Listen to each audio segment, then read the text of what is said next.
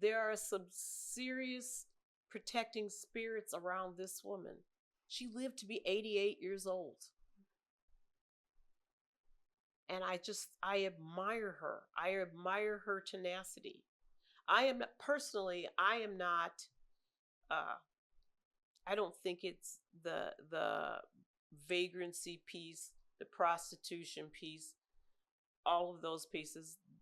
I am neither here nor there about that, the morality play of that. I worry a little bit about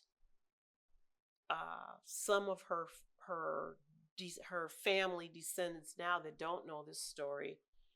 They might, not appreciate that is an aspect of it. But guess what? Alaska was built basically on exploiting exploiters. The gold rush up there, women made fortunes. There are a lot of fortunes that women made in prostitution and selling food, selling services, equipment and stuff to all of those men that were running up and down for the gold rush. Some of the highest business people in Alaska were women, and some of the most successful were also Black women that ran the stores and everything in the 1800s, at Ketchikan and whatnot. So, there was a model set that it could be done.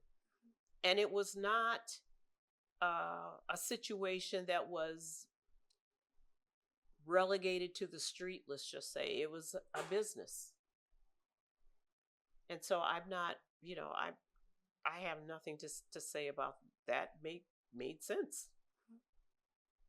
Right. But she also did hair. And that's, hair is very, is very important to all of us. And Charlene Hunter Galt is, everyone knows who Charlene Hunter Galt is. She grew up in Fairbanks, and she recalls walking down the street, and she wrote in one of her books talking about the Black beauty salon in Fairbanks that she didn't know could even exist. And I use the word salon loosely because people did hair in their kitchen, so you knew who's. She didn't mention my cousin by name, but there couldn't have been very many.